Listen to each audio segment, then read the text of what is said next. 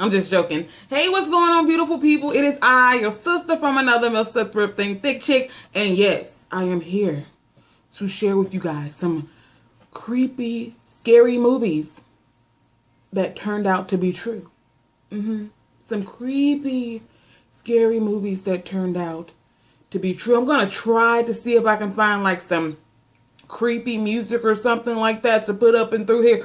Y'all know that I am not an editor, okay? I am a 100%, I'm a baby in this whole editing game, so I really don't know how to edit really like that, but I'm trying to find some creepy music to put up and through here to show no creep y'all out, okay? I'm just joking, but seriously, you guys know, I don't know if you have been noticing the theme. I've been doing like Halloween videos kind of sort of this month because it's getting close to Halloween, and you guys know that I do like Halloween. I don't know why I like Halloween. I just kind of do. I guess I've liked it since I was a kid or whatever. I don't know. It's not like something I'm just like, ooh, Halloween. I got to go and pick up everything Halloween. I just like Halloween. I don't know why. But I'm going to share with you guys some horror movies that are based on a true story. You know, just something for you and your boo thing. Maybe if you're sitting around one day and you want to watch some horror movies or whatever, you can go and check these out and get a little bit creeped out, okay? I am going to go into detail on these movies. So, yeah, let's go ahead and get started, okay? The very first movie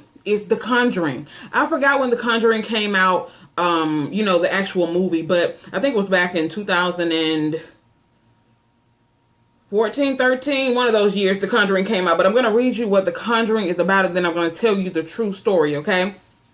So it says in 1971, Roger and Carolyn Perrin moved into a dilapidated farmhouse in Harrisville, Rhode Island, with their 5 daughters, Andrea, Nancy, Christine, Cindy, and April. During the first day, their move goes smoothly, though their dog Sadie refuses to enter the house, and one of the daughters finds a boarded up entrance to the cellar. We already know that a lot of these movies, you know, they have these cellars and things like that that are boarded up, and or they have a basement or something that looks extra creepy, and you know, that's normally how the plot starts, okay? It says a few paranormal events happened within the first few nights, including all of the clocks stopped at exactly 3:07 in the morning, 3:07 a.m. And Sadie, the dog, was found dead in the backyard. Yeah, they found a dog dead in the backyard. Y'all don't know, Sadie wasn't coming in the house. She wasn't having that. So she was found dead in the backyard the next day. So that night, while they were both in their beds, Christine feels a tugging on her leg, which she first expects to be Nancy, which is her daughter. But it is a demon. Only she can see. Can't nobody see the demon but her, okay? So she begins to scream, and she tells her family that the spirit wanted the family dead. So Carolyn is folding laundry in the night when she hears clapping in the hallway. When she goes to investigate, all of the picture frames along the wall fall and shatter on the floor. She goes downstairs following laughter. Somebody was laughing, ha ha ha ha ha, down the hallway. And she finds the basement door opening real slow. Now, my thing is this: if I find a basement door that's opening real slow, you think I'm about to, you know, continue to see what's going on? You think I'm about to investigate, girl? Everybody pack your clothes. We about to dip. We finna leave up out here. Some people are so, well, I put all of my money into this home. I can't afford to move right now. Please, okay? Well, it looks like we're gonna have to bank some more, because we about to move out of this creepy place. Let's see what else it's talking about, okay? So when she goes inside the basement, of course, she don't go inside the basement to investigate. She's trapped there by a spirit who claps beside her as her matchstick flickers out. So this is, of course, 1971. So she's walking down there with a matchstick, candle, or whatever, and a spirit claps next to her. And as the spirit claps next to her, the candle goes out, okay? At the same moment, Andrea and Cindy are attacked by a spirit on top of the wardrobe. Okay, let me keep reading. It said Carolyn decides to contact noted paranormal investigators Ed and Lorraine Warren, who agreed to take on the case. The Warrens conduct an initial investigation and conclude that the house may require an exorcism, but they need authorization from the Catholic Church and further evidence before they can proceed. You guys know, I don't know if you know this, but because there are so many cases of, you know, people who perform exorcisms on people and the people actually die, that they have to get authorization from churches or whoever before they can perform these exorcisms, or they can't, if something happens to the person, if the person dies or something like that, they can be tried for murder, and it has happened before. So they have to get authorization from these churches and things. Okay, so that's the story of the movie, okay? But this is the true story of what's going on. So Ed and Lorraine, which are the paranormal investigators, they are real life investigators. So they are real people who investigate real paranormal events. So they claim they investigated over 10,000 cases in their lifetime. One of the cases was that of the Perrin family, the family that I was just telling you about. They were living in this house in, was it Rhode Island? Yes, Harrisville, Rhode Island. And their home was being haunted by, it was supposed to be a witch, and her name was Bathsheba or something like that, who lived there in the 19th century. So this is a 100% true, based on true events or whatever, The Conjuring. Check it out if you haven't already seen it. Me and the Juice Man did go see The Conjuring in the movies, and it is rather creepy. Let me just say that right there. I guess I find the movies that are based on a true story to be a little bit more creepy than, you know, just a regular scary movie. You know what I'm saying? If I find it is based on a true story, oh, that's extra read all about it creepy, okay? The next one is Psycho. I don't know if you guys heard about that. I don't remember when the Psycho came out. I think it's kind of an older movie. You guys can probably go on Netflix and find every single movie that I'm telling you guys about. But Psycho, so the movie is about Norman Bates is a psychologically disturbed hotel owner. You guys already know Bates Motel, who has delusions that his dead mother, whose body he keeps in a cellar. Yeah, you guys didn't know that he keeps his mama's body in the cellar. She's dead. He wants to kill hotel guests. So he develops a dual personality, and he dresses up like his mother when he commits the murder. So that's the story of Psycho. So the real story, of course, like I said, is the character Norman Bates, inspired by, you know, the Bates Motel. It's about I think he's from Wisconsin or something like that. And what did he do exactly? I think he committed, I think it was 2 murders that he committed. I do have some notes for here, but I didn't write a lot of notes on the Norman Bates story. But I think he committed 2 murders, and he dug up some corpses of a lot of women, and that reminded him of his dead mama, and he pretty much kept them in the hotel because they reminded him of his dead mother. Really, really weirdo. But if you guys are interested, go and check out Psycho, okay? So yes, but of course he skinned the bodies of these women and made lampshades and stuff like that. If you guys haven't seen Bates Motel, they do have a series on Netflix that you guys can check out. But he skinned these women and he put them on, you know, their skin on lampshades, made socks out of them, and he made like suits and shit that he put on. It was really, really creepy. Yeah, but they of course they deemed him mentally insane. He spent the rest of his life in a mental institution, girl. So go and check out Psycho, and also check out Bates Motel, the series. The series is very, very good. All right. So The Exorcism of Emily Rose is the next true story, okay? I'm going to read you a little bit about what The Exorcism of Emily Rose is about. It says a priest is on trial for the death of a young woman named Emily Rose, upon whom he had performed an exorcism. Through flashbacks, we see the tribulations that she suffered while being possessed. As I told you guys when I was talking about The Conjuring, you have to get authorization and things like that before you can do exorcisms on people. If people don't believe in exorcisms, girl, trust me, there are a whole lot of evil, demonic people out here that need to be exorcised, girl. So yes, I do believe in evil people, demonic folks, and I do believe that exorcism needs to be performed in certain cases. So yeah, this is the story of Emily Rose, but this is the real story about it. The film was inspired by, I think it's pronounced Anneliese Michael, a 16-year-old German girl who in 1968 began displaying symptoms of demonic possession. For years, she suffered paralysis, self-abuse, starvation, and demonic visions until 1975, when 2 priests performed exorcisms of what was believed to be several demons over 10 months. So all of this exorcising that they did on her, they did it over a course of 10 months. During that time, Anneliese barely ate, and she died of starvation. Okay, it said in 1976, her parents and the priest were tried and found guilty of manslaughter. They were sentenced to 6 months in jail.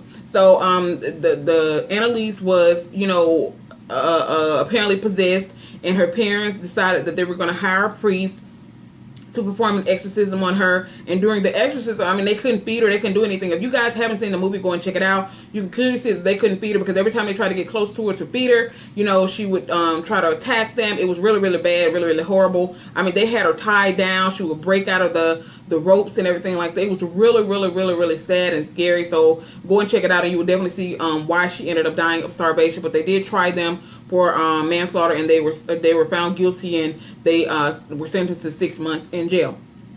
All right. So the next story is the Amityville Horror. I can never pronounce that properly. The Amityville Horror. This is the story, okay, of the movie. The Lutz family moves into a riverside house, the site of a mass murder, years before they decided to, you know, move into this house. So they encounter a series of malevolent paranormal events that drive them out of their house only 28 days later. Okay, they were only in the house for 28 days before it got so to the point where they just could not stay there anymore. So yeah, this is the true story that's, you know, based on this whole situation. So it says, perhaps the most notorious horror movie based on a true story. The film is based on a self-proclaimed nonfiction book describing what George and Kathy Lutz experienced during their 4 weeks in the house, including disembodied voices, cold spots, demonic imagery, inverted crucifixes, and walls bleeding green slime. Yes, the walls bleeding green slime. Okay, most, if not all, of the events portrayed in the book, in both of the book and the movie, have been called into question by investigators, and it is widely believed that the entire incident was probably a hoax, but they can't really prove it. They're saying that it's based on a true story, but it could possibly be a hoax. I do know that The Conjuring, if you guys didn't know, The Conjuring was the first story that I talked about. Those people are actually suing Warner Brothers because they said that their home has turned into a kind of a tourist attraction. They said so many people come and just, you know, be sightseeing on their house because people are just fascinated by it. So they're kind of sort of suing Warner Brothers for, you know, turning their home into a tourist attraction. I mean, but motherfucker, you knew about that house being haunted when you moved into it, and you know it was going to be creepy and folks were going to be trying to come and see and all that type of stuff. So what you trying to sue me for, girl? Anyway, next story, well, the next movie that you guys should check out is called The Haunting in Connecticut. This is the story. The Campbell family moves to Connecticut to be near the doctor caring for their ill son. So they have a son who's sick, and there's a doctor in Connecticut who is, you're taking care of him. I think it's their son has like a rare illness, and this doctor is, you know, the person that they trust with him or whatever, or he's the best doctor for him. So they decided to move to Connecticut. So they soon realized that their new home is a former mortuary haunted by a malevolent force. Okay. So this is the true story behind the movie. The film's inspiration was the Parker family, who moved to Connecticut in 1986 to be close to the specialist treating their 14-year-old son, Paul, for cancer. So he had cancer, that's what it was. In the basement where Paul slept, they discovered embalming equipment that implied that the house had been a funeral home. They reported encountering unexplained unexplained phenomena like bloody floors, disembodied voices, and shadowy figures. Paul became possessed by a force that caused him to attack his family. So the son that was suffering with cancer, he became possessed by one of the spirits, and he started to attack his family. Eventually, an exorcism was performed to cleanse the house. So yes, that is exactly what happened. This family moved to Connecticut to be near the doctor that was caring for their son who had cancer. And you know, they down where their son was sleeping, they found embalming fluid and all this type of stuff. Well, embalming equipment, bloody floors, disembodied voices, and they started seeing shadowy figures and things like that. And their son eventually got possessed, and they ended up having to perform an exorcism on him and cleanse the house. So yeah, check out A Haunting in Connecticut. I know for a fact that it's on Netflix. I'm pretty sure that all of these are on Netflix and Hulu. The next one, oh, now this one is really, really creepy. Me and the Juice Man went to see this one in the movies. And girl, it was on a night that he had to go to work. Boo! Talking about scared, girl. Annabelle. If y'all haven't seen Annabelle came out last year, I want to say, or the year before. Annabelle is a recent movie. I think it was last year that Annabelle came out. So this is the movie. This is the synopsis of the movie. So it says, John Form thinks he's found the perfect gift for his expectant wife. I think she collects like these real vintage, antique, creepy looking things. So he found a vintage doll in a beautiful white dress. However, the couple's delight doesn't last long. One terrible night, devil worshippers invade their home and launch a violent attack against the couple. When the cultists, I don't know why they put cultists. Well, cultists, I guess, try to summon a demon. They smear a bloody rune on the nursery wall where the doll is, and drip blood on the doll that he bought for his wife, thereby turning the former object that it was just a doll at a particular point in time into a conduit of ultimate evil. Like, because like I said, they're devil worshippers. They put blood on this wall and they said all these rituals and things over this blood, and the blood dripped down and fell onto the doll, and the doll became like this really evil doll. So that's the synopsis of the movie. So here's the true story behind the movie. It says the antique Raggedy Ann doll. In case of a lot of you guys that did not know, that if you guys have ever seen the movie Annabelle, if you haven't, please go and check it out because it's a good movie. A lot of people think that the real doll, because this is a real doll that people have. You can look it up on Google. This is a real doll that is possessed. And they have it locked in like a glass thing that says, by no means, I'm talking about 100%, by no means open this case at all. Okay. So the doll is actually a really innocent looking Raggedy Ann doll, and back in the day, they actually, the people who created the Raggedy Ann doll, they were feeling some type of way because they thought that children would be afraid to play with their product. And that's one of the reasons why I think that the Raggedy Ann doll is no longer really popular like it was. Because the Raggedy Ann doll used to be really, really popular back in the day. But, you just, after this whole little situation right here happened, you couldn't pay anybody to play with the Raggedy Ann doll, in case you guys didn't know. So it was an antique Raggedy Ann doll, and she was given to a college student. This is a true story right here. Not the movie. This is the true story. She was given to a college student named Donna by her mother. The toy terror began when Donna and her roommate Angie started noticing that the doll would change positions. Like they would sit the doll here and the doll would move over there or something. When they would go somewhere, they would come back, the doll would be in the closet or something. So it would change positions. And these movements became more frequent, and eventually the doll started moving from one room to another, like from this room to the living room to the kitchen. So it started moving from one room to another. So the doll also started writing messages asking for help in the handwriting of a child. These messages were written on parchment paper, even though Donna and Angie didn't keep any parchment paper in their apartment. So they didn't have any parchment paper, so they were trying to figure out, like, where is the parchment paper coming from? Things got even weirder when the doll appeared to bleed. Yeah, the doll appeared to bleed. Okay, this is the doll now. The girls realized that the Raggedy Ann doll was dangerous, and when it tried to strangle their friend Lou in his sleep. This is a doll now. Can you imagine something like that? Like, this doll is writing stuff on parchment paper. I don't care if you ain't got no parchment paper in your apartment. A doll doesn't write notes. Okay, a doll does not write notes. So when the doll tried to strangle their friend in their sleep, and that's when they realized something was going on. They realized the doll was dangerous. Girl, the doll is dangerous. The doll is bleeding and writing stuff, girl. Are you for serious? Anyway, so he thought he was having a nightmare. He thought it really wasn't a doll. He thought he was just, having a terrible, terrible dream. But he woke up with claw marks on his chest. You wouldn't think that a soft rag doll would be able to scratch someone.